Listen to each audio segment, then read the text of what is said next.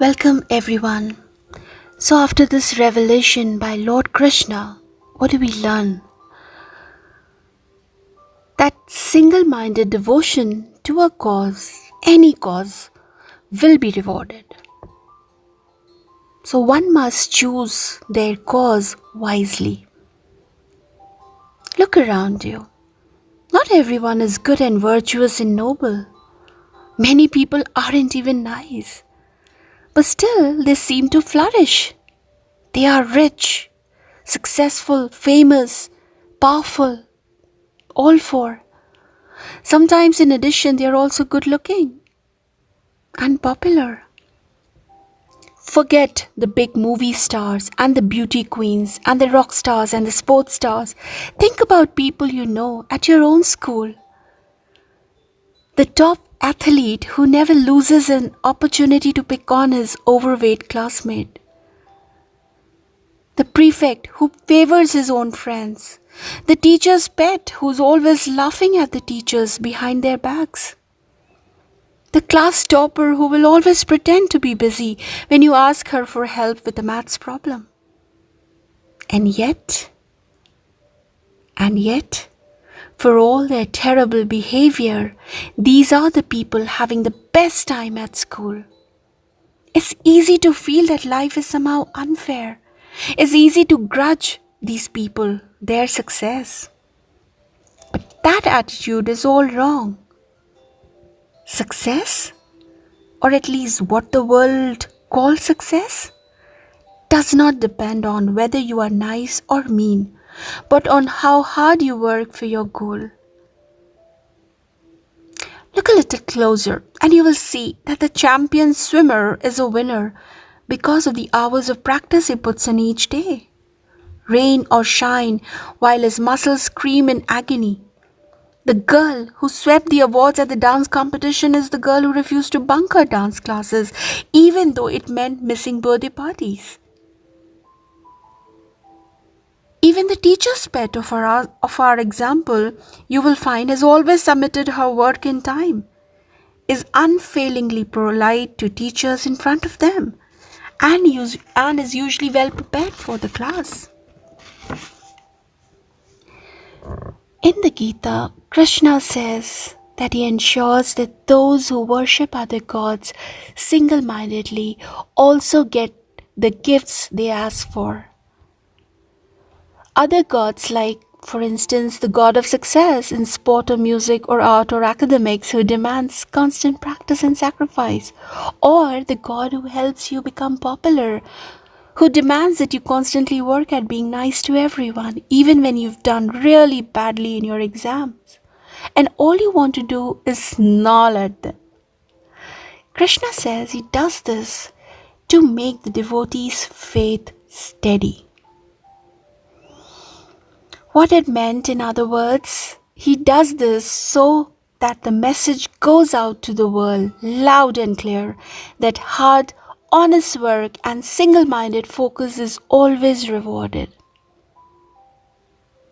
But Krishna adds, the gifts that these gods hand out are like rolling trophies.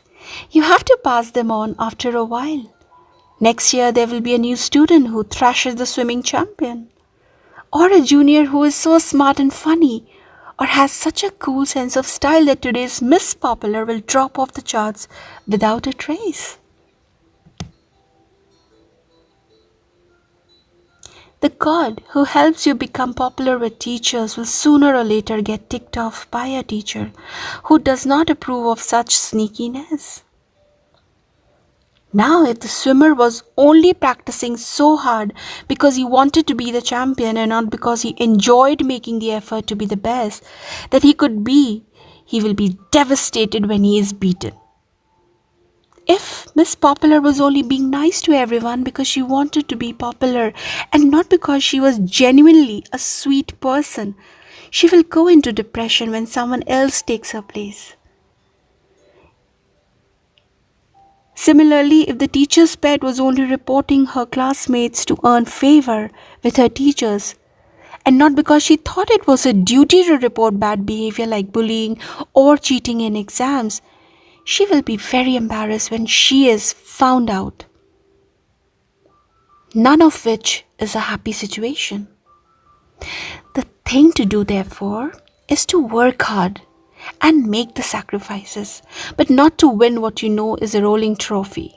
The thing to do, knowing that the universe will reward single minded devotion to a cause, is to choose your cause wisely. Make sure the cause is unselfish and does not hurt anyone else. Make sure that you're not working for it because you want something out of it, because you want to show up someone else, but simply because it is right, because it needs to be done. And then you will find that the rewards that such an effort will bring, self-confidence, a quiet inner happiness, peace of mind, they are the ones that are long-lasting, precious kind, the kind that no one can ever take away from you. We humans like nothing than to classify things and people, put them in neat, tiny boxes, and find reasons for why two people are the same or why they are different. We like to divide people on the basis of the color of their skin, the country they belong to, the food they eat, the amount of money they make, and the gods they worship. We do it because it makes us feel that we are in control and because we can then decide to which groups we belong. It only helps us to divide the world.